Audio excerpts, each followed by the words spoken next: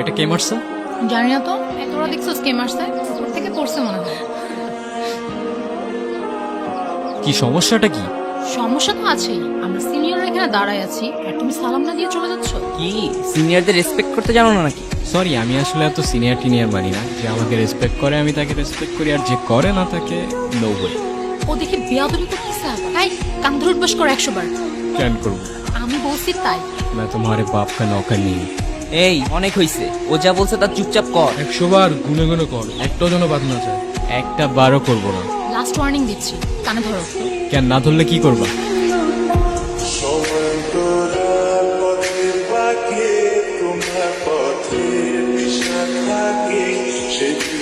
ওই প্রফেসর আসতেছে, পালা পালা।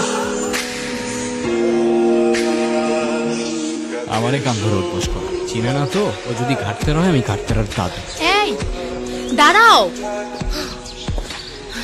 তুমি আবার আসছো? আরে আমার ব্যাগ তোমার কাছে।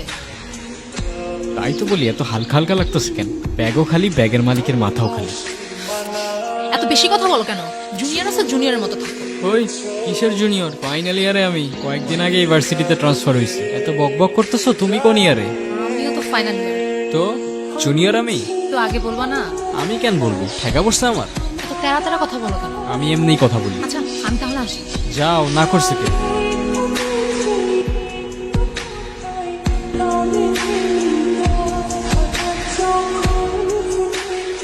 এই কি অবস্থা? এই তো ভালো। কোথায় যাচ্ছ? ভার্সিটি আর কই যাব? আরে যে লাভ নেই, আজকে কোনো ক্লাস হবে না। তার থেকে বেটার চল তোমাকে সবার সাথে পরিচয় করে। কি রে, ওরে কোত্থেকে ধরে আনছিস? ও আমাদের জুনিয়র না, সিনিয়র। সিনিয়র মানে?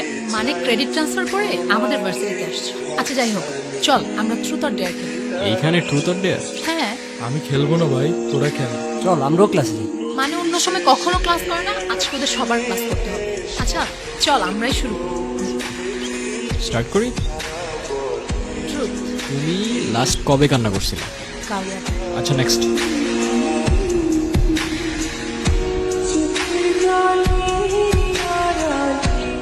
ট্রুথ। আচ্ছা তোমার কি আমাদের ভার্সিটিতে এসে কোনো মেয়েকে পছন্দ হয়েছে?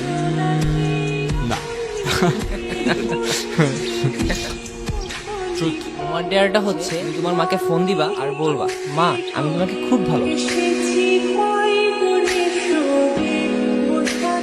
কি হলো বুঝলাম না। তুই থাক, আমি আসতেছি। কি হলো আসলা যে? এমনি ভাল লাগতেছিল না আমার। মন খারাপ তোমার? না। তাহলে কাঁদতেছো যে? কই কাঁদতেছি? আমি কি বাচ্চা নাকি যে কাঁদবো? আচ্ছা চলো তোমাকে তাহলে আমার একটা সিক্রেট জানাই। আমি যখনই আমার বাবাকে মিস করি তখনই বাবার সাথে কথা বলি। ওই যে ওইখানটায় থাকে আমার বাবা।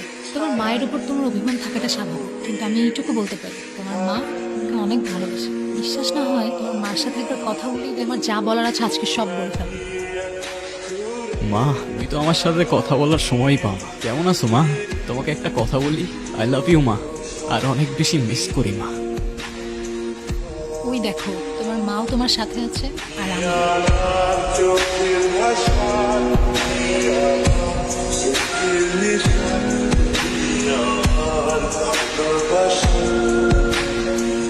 এর পরের দিনগুলি ছিল আমার লাইফের বেস্ট মোমেন্ট। প্রত্যেক দিনের রুটিন, সকালে ফ্রেন্ডদের সাথে আড্ডা, তারপর সন্ধ্যা পর্যন্ত মিষ্টির সাথে কত কি টপিক নিয়ে হাজারটা গল্প। দিন ফুরোতো কিন্তু আমাদের গল্প ফুরোতো না। সময়গুলো অনেক তাড়াতাড়ি চলে যাচ্ছে তাই না? একটা কথা কি জানো, ঠিক ভালো সময়ের পরপরই খারাপ সময়গুলো চলে আসে। আমার ভয় দেখাও না প্লিজ। লাইফের এতগুলা খারাপ সময়ের পর এতটুক ভালো সময় তো ডিজার্ভ করি অ্যাটলিস্ট। এটার মধ্যে আমি আমার সব সিক্রেটস রেকর্ড করে রাখি। কি সিক্রেটস? তোমাকে আমার সবগুলো সিক্রেটস অন্য একদিন শোনাবো। অন্যদিন কেন? আজকেই বলো। আমার দুটো ইচ্ছে আছে, তুমি পূরণ করে দিবা? কি ইচ্ছা বলো? আজকে না, আরেকদিন বলবো না। আমি যাই, আমার ভালো লাগতেছে না। কিরে কি অবস্থা? এই তো তোর। চলে। আচ্ছা মিষ্টি কইরে? ও তো আজকে আসে নাই। আসে নাই কেন? জানি না তো। ব্যাস, ঘড়ির কাঁটা আবার উল্টো ঘুরতে শুরু করলো। আমার লাইফে খারাপ সময়টা ছুটতে শুরু করলো। জানি না আমার সাথেই কেন এমন হয়। যাদের সবচেয়ে প্রয়োজন তারাই চলে যায়। প্রথমে মা, এখন তুমি। একদিন দুই দিন করে এভাবে প্রায় 18 দিন কেটে যায়। তারপর একদিন। কি রে, কি হয়েছে তোর? আর এতদিন কই ছিলি? কিছু না, আমি ভার্সিটির কিছু পেপারস নিতে আসছিলাম। তোরা থাক, আমি যাই। তুমি কি আমাকে ইগনোর করতেছো? আমাকে যেতে দাও প্লিজ, আমার ভালো লাগতেছে না। আমি তোমাকে আটকাচ্ছি না, ইগনোরই যেহেতু করবা 2 দিনের জন্য পাশে থাকার কি দরকার ছিল? তোমার যেমন আমার জন্য ফিলিংস ক্রিয়েট হচ্ছে, সেম জিনিসটা আমারও। আমি চাই না তোমার ফিলিংসটা আরো বাড়ুক, না হলে শেষে অনেক বেশি কষ্ট পেতে হবে। কেন কষ্ট পাইতে হবে? তুমি শুধু বলো হয়েছেটা কি, তোমার এই অবস্থা কেন? এর থেকে বেশি কিছু আমি তোমাকে বলতে পারবো না। সরি বারফি। হাই, আপনারা শুনছেন রেডিও মিষ্টি। আমি জানি না আজ আমি কি বলবো। Thyroid cancer last stage.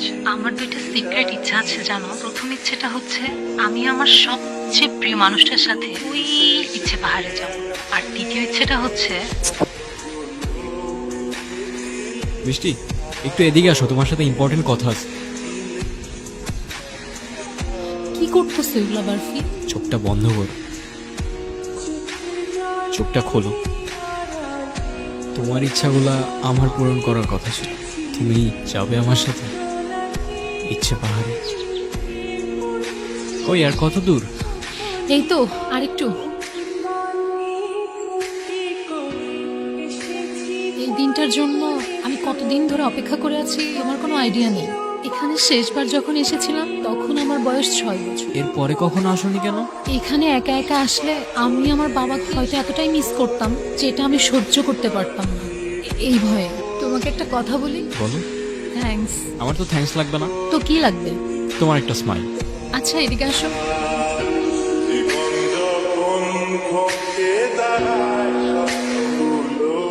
আচ্ছা বারফি, তুমি তো আমার প্রথম ইচ্ছেটা পূরণ করবে, দ্বিতীয় ইচ্ছেটা পূরণ করবে না? আরে আর বইলো না, যেই দ্বিতীয় ইচ্ছাটা শুনতে যাব ব্যাটারি শেষ। তুমি বলো, এখনই বলো তোমার দ্বিতীয় ইচ্ছা, আমি এখনই পূরণ করে দিচ্ছি।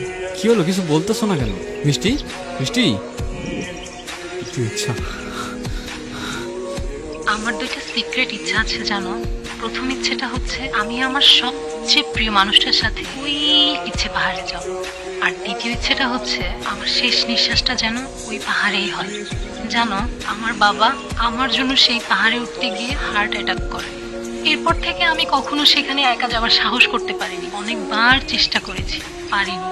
আমার এই শেষ ইচ্ছেটা যদি পূরণ হয় না, আমি আমার বাবার সাথে সারা জীবন এখানেই থেকে যাব। কষ্ট পেও না, তোমাকেও দেখছি আমি দূর থেকে। নথি কখনো বদলানো যায় না রে। নিজেকে আর কত দোষারোপ করবি? প্রতিটা বছর এই দিনে তুই এইখানে আসিস, কি লাভ? আমারে বল। ট্রেন ছাড়ার সময় চলে এসেছি, চলে আসিস, ওয়েট করতেছি। তোমার ইচ্ছে তো পূরণ হয়ে গেল, কিন্তু আমি আবারও একাই রয়ে গেলাম। তুমি আর মা হয়তো দুজনেই আছো, কিন্তু অনেক দূরে। I miss you. আমি আসবো প্রত্যেকটা বছর তোমার ইচ্ছে পাহাড়ে।